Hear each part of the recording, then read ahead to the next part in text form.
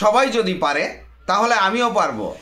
একজন মানুষ ধীরুভাই আম্বানি কোনো প্রকার ডিগ্রি ছাড়া শুধুমাত্র পেট্রোল পাম্পে চাকরি করে যদি ইন্ডিয়ার বেস্ট বিজনেসম্যান হতে পারে তাহলে আমি কেন পারবো না?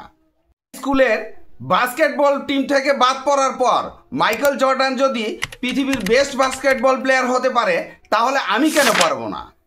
মার্ক জাকারবার্গ যার সাথে তার গার্লফ্রেন্ড ব্রেকআপ করে এবং সমস্ত সোশ্যাল সাইট থেকে তাকে ব্লক করে দেয়, কিন্তু সেই ব্যক্তি পরে দুনিয়ার সবথেকে বড় নেটওয়ার্কিং সাইট ফেসবুক বানিয়ে দিতে পারে, তাহলে আমি কেন পারবো না?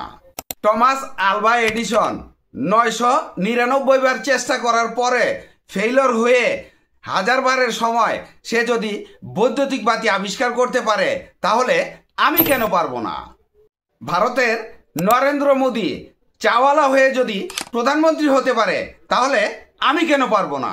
ক্রিস গেইল একজন গরিবের ছেলে জঞ্জাল পরিষ্কার করতে করতে যদি বিশ্বের সেরা ক্রিকেটার হতে পারে তাহলে আমি কেন পারবো না?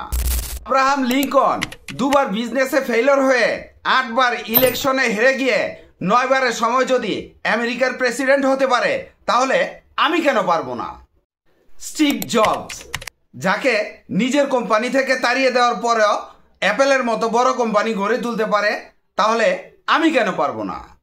স্টিফেন হকিং যার পুরো বডি প্যারালাইজড, যিনি একটা আঙুল পর্যন্ত নাড়াতে পারেন না, তিনি যদি one of the best scientist হতে পারে তাহলে আমি কেন পারবো না?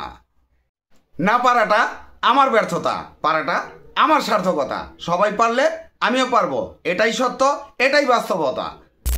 শাফিন এন্টারপ্রাইজের পক্ষ থেকে আমি মোহাম্মদ তানসেন। ভিডিওটি ভালো লাগলে লাইক কমেন্ট দিয়ে পাশে থাকবেন।